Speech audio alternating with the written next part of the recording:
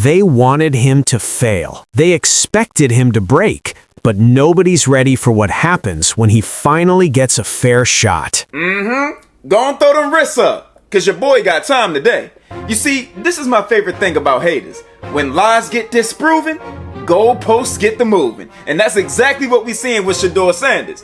You see, a lot of people on draft day were trying to gaslight us, talking about, there is no conspiracy. He fell to the 5th round because he's a braggadocious, spoiled brat who cares about nobody but himself. He's not athletic. He can't throw anything except screen passes. He makes poor decisions. So basically, you wasted months doubling and tripling down on narratives that you knew were absolute bullshit. I mean, how stupid is that? Since Shedeur touchdown in Cleveland, that man been held back more than a dude with a bad temper. Literally, heading into his first NFL start, the man didn't even get any practice with the first team. So even with that handicap working against him, Shedeur went out there and balled the f*** out. I'm talking about looked exactly like the quarterback he was projected to be.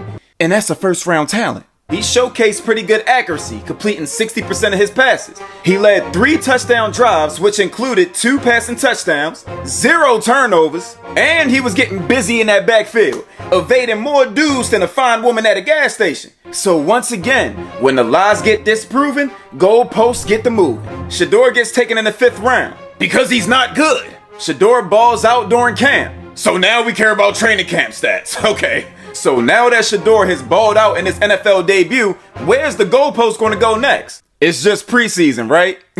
How convenient. So I say all that to say, nephew, keep cooking, keep shining, and keep God first. And you can never lose. Yes. On that offensive line, as it appears, Browns GM Andrew Berry is bringing in left guard Chris Paul from the Washington Commanders. I'm very familiar with Chris Paul, being that I am a Commanders and Jaden Daniels fan as well. So I'm very familiar with. No, I don't want Chris Paul. First of all, I never heard of the guy. I mean, have you heard of Chris Paul? No.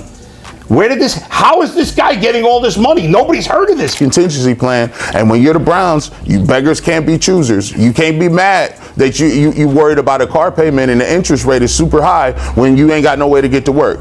Do you need to get to work? Yeah. Does this car payment worth it? Not really. But I can't take the bus 2 hours to wherever I work. So I need a car today. JD by Ryder. And this is it. Chris Paul, welcome to the team. Let me ask you something real quick. What happens when a young quarterback walks into the NFL carrying more pressure than almost any rookie in recent memory, and the team around him finally says, "We got you"? That is exactly what just happened in Cleveland. The Browns just dropped a bombshell. They signed left guard Chris Paul from the Washington Commanders, and the moment that news broke, the haters didn't clap. They didn't nod. They panicked. Full panic mode. And that reaction right there tells you everything you need to know about what this move actually means for Shedeur Sanders. Stay with me, because this one is bigger than people are giving it credit for. They're probably going to have an inexperienced quarterback. They're going to need to be excellent at running the ball. Their offensive line last year was terrible at run blocking. So I'm not giving a contract that blows me away to a guy who's not good at run blocking. Well, you're burying the lead on this. Yeah. He plays left guard. Well, are you saying that means Joe Batonio? I mean, yeah, we kind of assumed that and kind of knew that was probably where this was headed. Yeah. But if they're paying big money on a left guard, that sort of does it not sort of seal the deal on Joel's future?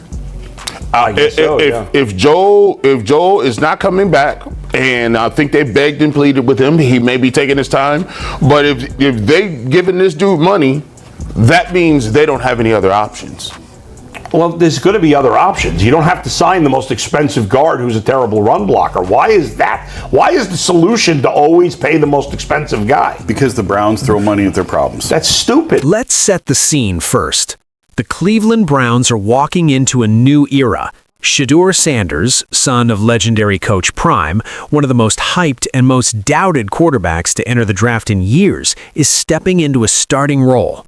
And anybody who knows football knows that a quarterback is only as good as the wall standing in front of him. So what does GM Andrew Berry do? He goes out and brings in Chris Paul, Left guard, former Washington Commander, a player who fought his way from a rotational backup into a full-time starter and kept that spot through pure performance. No politics, no favoritism, just better football. Now here's where it gets interesting. When this signing broke, a commentator named Bull literally admitted on air, out loud, no shame, that he had never even heard of Chris Paul, never heard of the guy. And then, almost in the same breath, he started breaking down why the signing was a mistake. He went from, "I don't know who this is," to, "He's a terrible run blocker," in about 45 seconds. That flip, that switch, that is not analysis. That is an agenda. Because you cannot critique a player you just admitted you've never watched. That is not how football works. That is not how anything works. Now let's talk about who Chris Paul actually is, because the haters clearly didn't bother to look it up. When Paul first arrived in Washington, he wasn't handed anything. He sat, he waited, he rotated in and out of the lineup while the Commanders already had another young guard they expected to start. But when competition opened up, Chris Paul simply outplayed the other guy, head-to-head, straight competition, and he won it.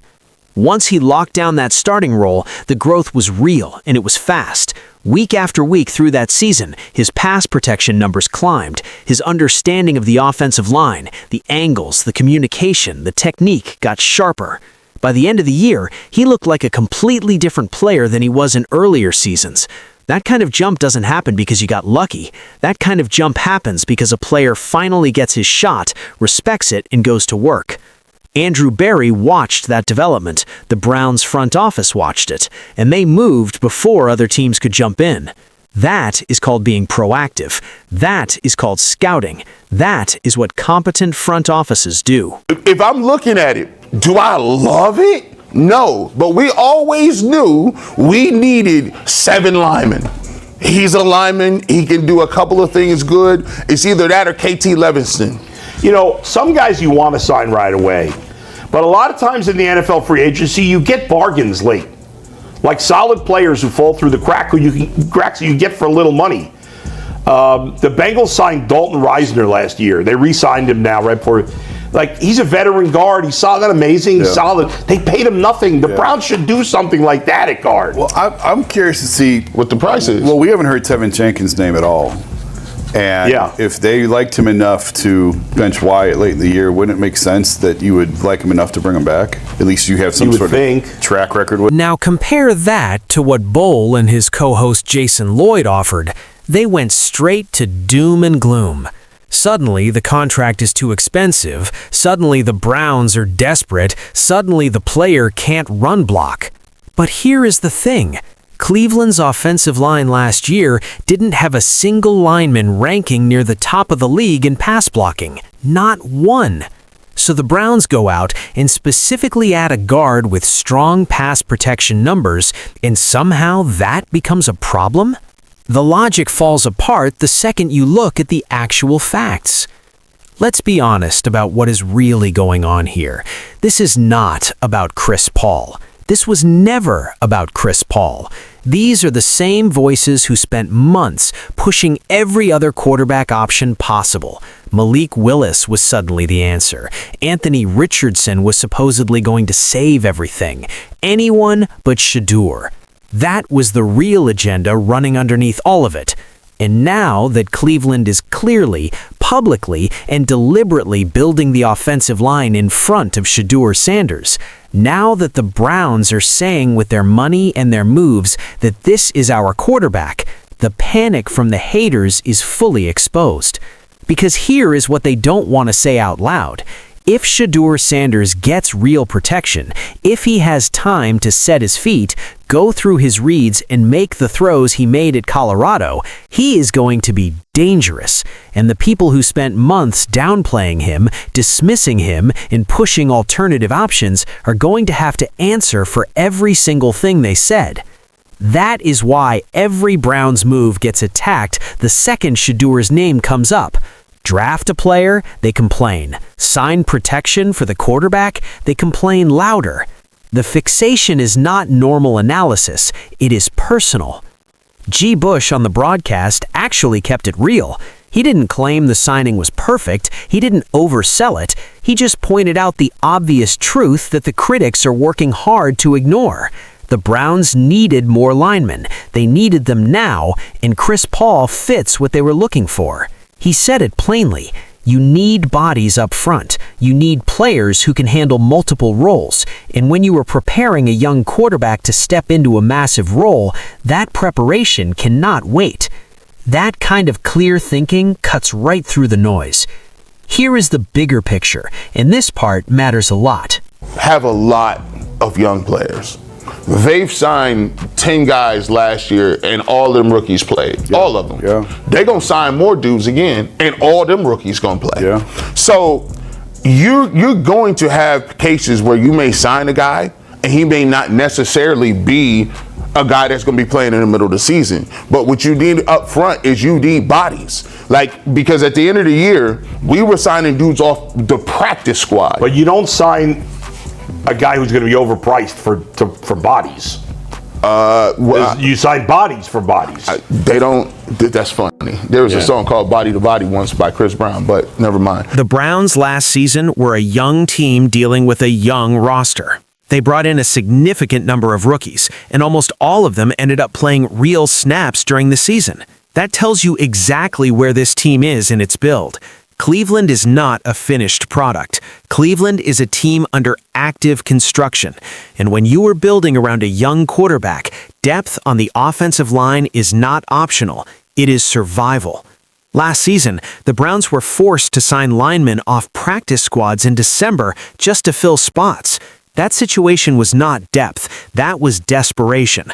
The run game suffered, the pocket collapsed too often, the offense never found its rhythm because the foundation in front of the quarterback kept breaking down. The front office looked at that and made a decision.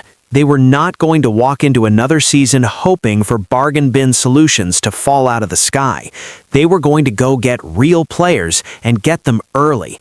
Chris Paul is part of that solution.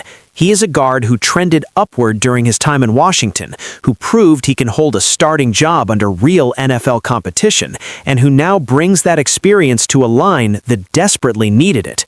For Shedeur Sanders, this is about more than just one signing.